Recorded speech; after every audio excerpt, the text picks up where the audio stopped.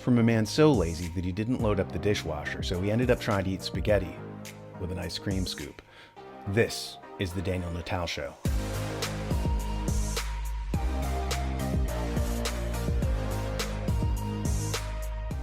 We're living through the deteriorating last days of late-stage globalism. Herbert Spencer back in 1873 has some interesting insights regarding the deterioration of the feudal system. I was curious about how the oligarchical class back then acted much like the oligarchical class now. See here. Feudalism had decayed. Its benefits had died out and only its evils had survived. While the dominant classes no longer performed their functions, they continued their exactions and maintained their privileges. Seigneurial power was exercised solely for private benefit and at every step met the unprivileged with vexatious claims and restrictions. The peasant was called from his heavily burdened bit of land to work gratis for a neighboring noble who gave him no protection in return. He had to bear uncomplainingly the devouring of his crops by this man's game, to hand him a toll before he could cross the river, to buy from him the liberty to sell at market. Nay, such portion of grain as he reserved for his own use he could eat only after paying for the grinding of it at his seigneur's mill, and for having it baked at his bakehouse. And then added to the seigneurial exactions came the exactions of the church, still more mercilessly enforced. Town life was shackled as much as country life. Manufacturers were hampered by almost incredible restrictions. Government decided on the persons to be employed, the articles to be made, the materials to be used, the processes to be followed, and the qualities of the products. State officers broke the looms and burnt the goods that were not made according to law. Improvements were illegal, and inventors were fined. Quote, taxation was imposed exclusively on the industrious classes and in such a manner as to be an actual penalty on production. End quote. The currency had been debased to 1/73rd of its original value.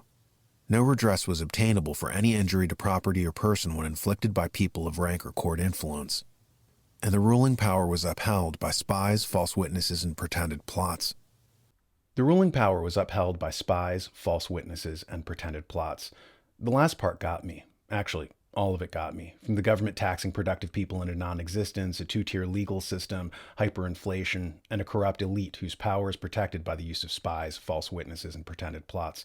We're living through a pretended plot right now with the kangaroo court hearings of the events of January 6th. The pretended plot of a make-believe insurrection to grant the oligarchs a pretext to lock down the society. Or another pretended plot with the kidnapping caper of Governor Whitmer, which a court threw out when it was proven that the FBI created the plot themselves. Now as evidence is coming out, it's looking like Whitmer herself participated in the frame-up. In an article based on newly released Freedom of Information Act documents, we read, but the FBI concocted plot to abduct and assassinate Whitmer remains a source of great angst for the governor, even though she knew about it weeks if not months before the kidnappers were arrested. At some point during the summer of 2020, Whitmer told her family, there was going to be a story coming out soon about some people plotting to kidnap and kill me. That disclosure, according to Whitmer, happened a few months after an anti-lockdown protest at the Lansing Capitol building in late April 2020. From there, Whitmer's recollection of the timeline gets fuzzy, if not revelatory. When the kidnapping plot was announced, it was summer. And people were blowing up your phone, right? Whitmer asked her daughters during the interview. Yeah, replied her daughter, Sydney. At any rate, when a jury saw the totality of the evidence, they refused to convict the men that the FBI were trying to frame in a plot that the FBI themselves had created and tried to get them to participate in. We might as well call the FBI the Ministry of Pretended Plots. Their existence is more from that of a law enforcement agency to what Harry S. Truman described as a sort of American Gestapo, whose true job is to protect the power of the elite. It's why Kennedy died trying to take these intelligence agencies down. Why do the elite need their power protected? Because, just as in the end of the feudal age, they no longer serve a purpose. They don't do anything productive. They hurt the society they're living in. They're oppressors of the people. Hence, they're not popular. Since they don't have a leg to stand on, they couldn't win a debate on why we need them. Hence the dispensation with arguments and an over-reliance on brute force and intimidation tactics, pretended plots, and Soviet-style kangaroo courts. Eventually, at the end of the feudal system, the oligarchs lost. The people prevailed.